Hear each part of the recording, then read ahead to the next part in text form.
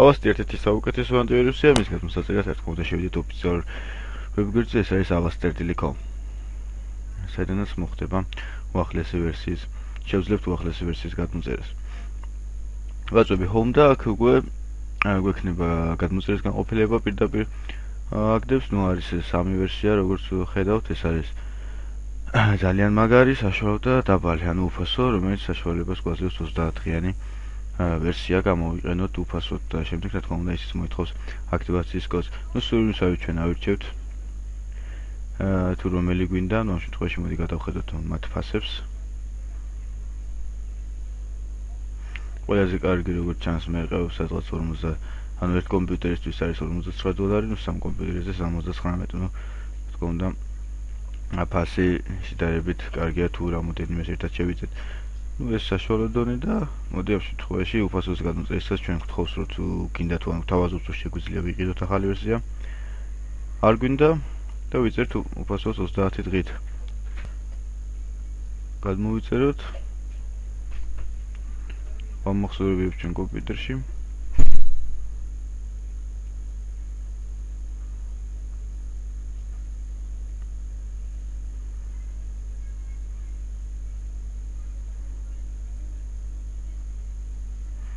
გადმოვიწერა შეგვიძლია დავშალოთ და უკვე ნახოთ თუ რა ხდება. მის შიგნით ანუ ეს გადმოწერილი პროგრამა, საინსტალაციო პაკეტი, გადმოვიტანოთ ეკრანზე და დავიწყებთ მის ინსტალაციას.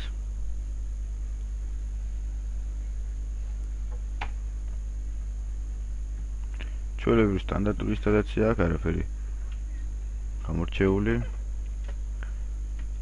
ვირჩევთ ენებს, რა ენაზე გვინდა რომ იყოს. ამ შემთხვევაში ავიღოთ რუსული ენა.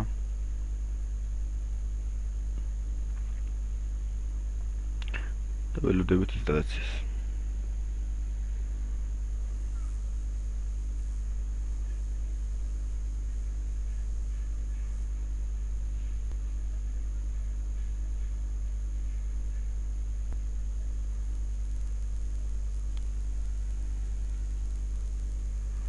დასრულებულია, ამოგვიგდებს იკონის, რომლის საშუალებითაც ხდება უკვე მისი გაშვება. აქ გთხოვს ისე რეგისტრაციის კოდს, რადგან როგორც გითხარით ეს 30-დღიანი ვერსია, არ გჭირდება. ამას დავხუროთ ეს აღნიშნული პანჯარა. თუ რა თქმა უნდა კოდი გვაქვს, შეგვიძლია შევიყვანოთ. თუ შევიძენ, ან მოვიპოვოთ მის კატეხილ ვერსიას.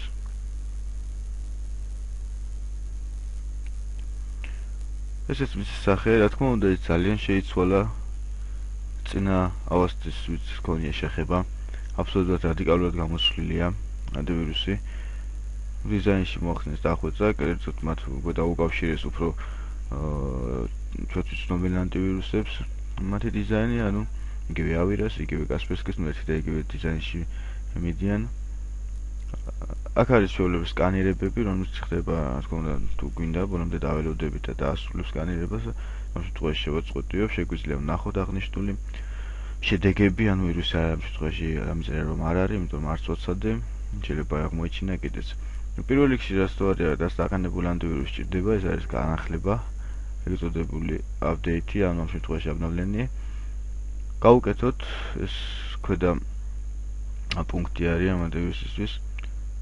განვაახლოთ ის, რადგან მოახდინოს ახალი განახლება სერვერზე და უკვე შეგვიძლია გამოვიყენოთ ის როგორც ჩვეულებრივი ჩვენი დამცავი ინტერნეტში, მაგრამ ეს უნდა იყოს რა თქმა უნდა 30 დღის მანძილზე, თუ ჩვენ არ შევიყვანთ კოდს.